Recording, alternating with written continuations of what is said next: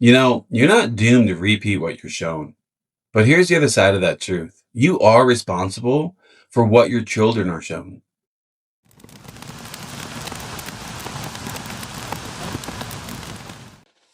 Over the last couple of days, we've been talking about how we were raised, how authorities showed up in our homes, and how that shapes how we're leading our kids.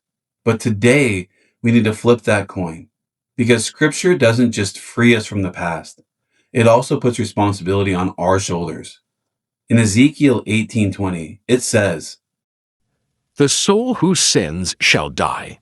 The son shall not bear the guilt of the father, nor the father bear the guilt of the son. The righteousness of the righteous shall be upon himself, and the wickedness of the wicked shall be upon himself.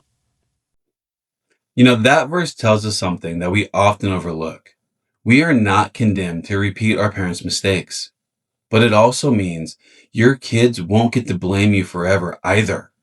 One day, they will become responsible for what they build. But while they're in our homes, we hold the weight of how they're being shaped. Our kids don't just listen to what we say, they absorb what we model. How we handle anger and treat their moms, how we talk about God and to God, and also how we respond when life gets hard. And that's why we need to look at Proverbs 22:6, because it says, Train up a child in the way he should go, and when he is old he will not depart from it. think about what that verse actually means. Children don't just accidentally find the right path. They're trained, shaped, and guided. And you know what? The people responsible for that, it's us.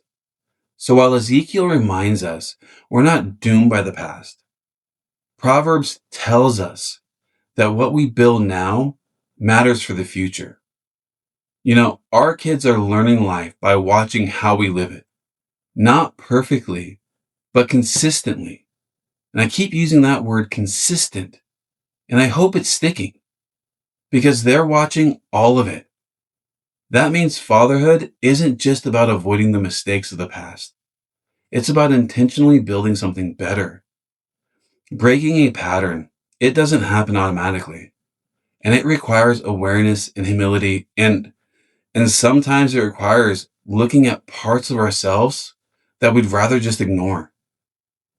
Because if we don't deal with what shaped us, we'll eventually pass it on.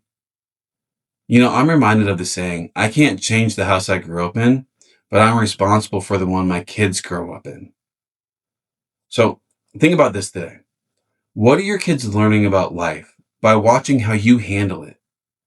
One day, they're going to build their own homes, and something from your house, it's going to show up there.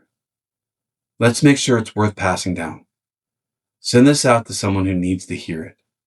I'll see you guys next time.